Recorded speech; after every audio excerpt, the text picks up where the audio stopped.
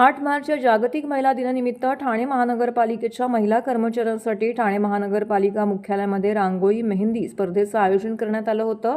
या स्पर्धेचं उद्घाटन शर्मिला पिंपोळकर यांच्या हस्ते करण्यात आले।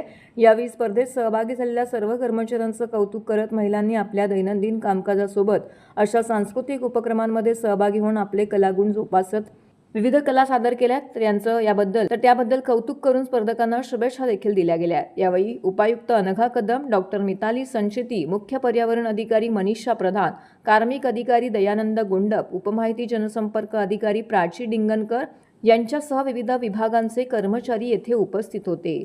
महापालिकेच्या विविध विभागातील महिला कर्मचाऱ्यांनी या स्पर्धेमध्ये उत्स्फूर्त सहभाग नोंदवत आकर्षक रांगोळ्या साकारल्यात। महिला सक्षमीकरण, सामाजिक संदेश, पारंपरिक कलाकृतींवर आधारित रांगोळ्यांमधून सहभागी कर्मचाऱ्यांची सर्जनशीलता आणि कल्पकता दिसून आली।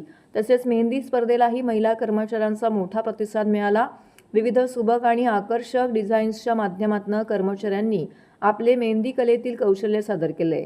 शाळा क्रमांक 44 मध्ये आयोजित केलेल्या निबंध स्पर्धेसही कर्मचाऱ्यांचा उत्स्फूर्त प्रतिसाद मिळाला।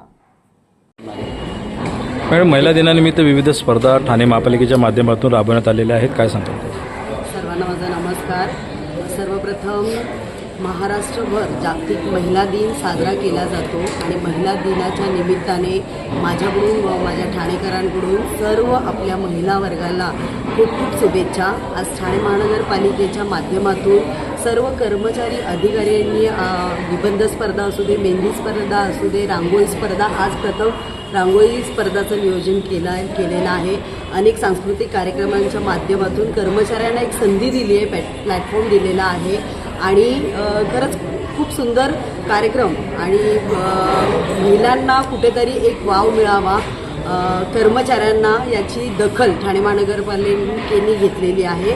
पुन्हा एकदा माझ्याकडून सर्व आपल्या महिला वर्गांना जागतिक महिला दिनाच्या खूप खूप शुभेच्छा। धन्यवाद।